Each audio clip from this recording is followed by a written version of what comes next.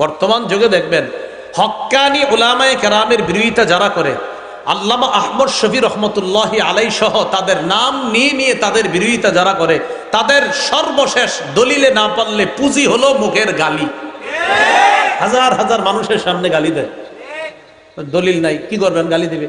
তো আমি চিন্তা করি এই গালি আসলো থেকে, ওই যে হজরত যিনি আবিষ্কারক, এই হজরতের থেকে গালি। তো এটা ঐতিহ্য, এটা একটা ঐতিহ্যগত সূত্রে এসে পড়ছে। কারণ বেদাতের আবিষ্কারক যে হজরত, ওনার মুখের ভাষা ছিল খুব খারাপ। এই জন্য বর্তমান যুগেও যারা আহলে হক আলেমদের বিরোধিতা করে, দলিলে না পারলে সর্বশেষ অস্ত্র মুখের গালি। একদম সহজ। আপনি ট্রাই করবেন, পরীক্ষা করবেন, বলবেন দলিল দেন, দলিল দিবে না। আমি এই পর্যন্ত কি দলিল ছাড়া বলছি একটু? এরপরে আপনি দলিলগুলো গনেন, খালি গনেন আর লেখেন। রাসূলুল্লাহ সাল্লাল্লাহু আলাইহি সাল্লামের বাৎসরিক জন্মদিন শুরু হলো। এবার আমি আপনাদের কাছে জানতে চাই, রসুলের জন্মদিনে নবী কোনো আমল করে থাকলে সে আমলটা যদি আমরা করি, সমস্যা আছে কোনো, নাকি আরো ভালো? তাহলে আজকে থেকে ওয়াদা করেন, বলেন আমরা নবীর জন্মদিনে বেদাত মুক্ত ভাবে সেই আমল করার চেষ্টা করব যেই আমল নবী তার জন্মদিনে করেছেন। কি মনে থাকবে নি? যদি ওয়াদা করেন তাহলে হাদিস কমু, নবীজি জন্মদিনে কি করতেন এটা হাদিস থেকে প্রমাণ করব। বলেন যে আজকে থেকে নবীর সুন্নত পালন করব, মানব রচিত কোনো কিছু পালন করব না। জন্ম, এটার আরবি হলো মিলাদ। জন্ম গ্রহণ বা জন্ম দিবসের আরবি হলো মিলাদ। মিলাদ অর্থ হলো জন্ম, মিলাদুন নবী অর্থ মুহাম্মদ সাল্লাল্লাহু আলাইহি সাল্লামের জন্ম। তো নবীর জীবনীর মধ্যে জন্ম আছে না নাই? আছে। কি বললাম বলেন তো? মিলাদ অর্থ বলেন জন্ম, বলেন কি?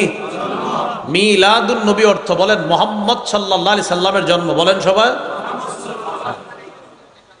কিবারে জন্ম? হ্যাঁ, কিবারে? সোমবারে। আচ্ছা, মুসনাদে আহমদ 4 নম্বর খণ্ড 172 নম্বর পৃষ্ঠা, আব্দুল্লাহ ইবনে আব্বাস রাদিয়াল্লাহু তাআলা আনহুমার বর্ণনা, তিনি বলেন, বুলিদা রাসূলুল্লাহ সাল্লাল্লাহু আলাইহি ওয়াসাল্লাম ইয়াউমাল ইসনাইন, আল্লাহর নবী সোমবারে জন্মগ্রহণ করছেন। কিবারে? সোমবার। এবার আসেন, বাৎসরিক জন্মদিন পালন করা কবে থেকে শুরু হলো? কি জন্মদিন বলেন তো? আপনারা ছেলের জন্মদিন পালন করেন না? অনেকে করেন তো, আবার এরকম না অনেকে করে, হ্যাপি বার্থডে ইত্যাদি করেন না? আচ্ছা, তো এরকম বাৎসরিক জন্ম আপনারাও করেন, বা আমাদের নবীজি সাল্লাল্লাহু আলাইহি সাল্লামের বাৎসরিক জন্ম কবে থেকে শুরু হলো? আমি শুধু জন্মের ইতিহাসটা বলি, একবারও কই নেই কিন্তু, কি করবেন না করবেন। রাসূলুল্লাহ সাল্লাল্লাহু আলাইহি সাল্লামের জন্মদিন শুরু হলো কবে থেকে বাৎসরিক ভাবে পালন করা? দেশের নাম ইরাক। কোন দেশ? শহরের নাম মসুল। কি নাম? মসুল। বাদশার নাম বাদশা আবু সাঈদ মুজাফফর কাউকারি, তার মৃত্যু 630 হিজরিতে। এই বাদশা আবুল খাত্তাব ওমর ইবনে দিহিয়া নামক জনৈক হুজুরের মাধ্যমে, এই হুজুরের মৃত্যু 633 হিজরিতে। সর্বপ্রথম 604 হিজরিতে নবীজির জন্মদিন বাৎসরিক ভাবে পালন করা শুরু করেছে। কয় হিজরিতে? 604। কোন দেশে? ইরাকে। কোন শহরে?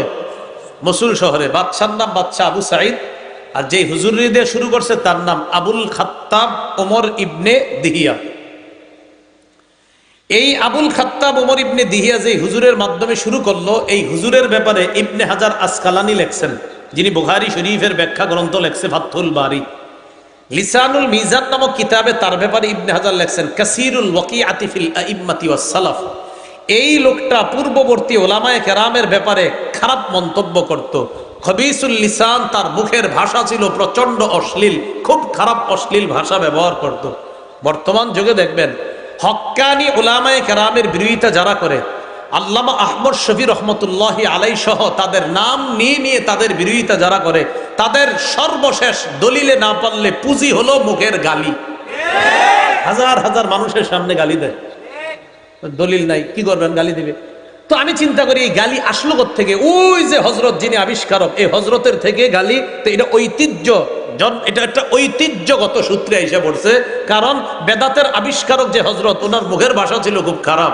এই জন্য বর্তমান যুগেও যারা আহলে হক আলেমদের বিরোধিতা করে, দলিলে না পারলে সর্বশেষ অস্ত্র মুখের গালি। একদম সহজ। আপনি ট্রাই করবেন, পরীক্ষা করবেন, বলবেন দলিল দেন, দলিল দিবে না। আমি এই পর্যন্ত কি দলিল ছাড়া বলছি একটু? এরপরে আপনি দলিলগুলো গনেন, খালি গনেন আর লেখেন।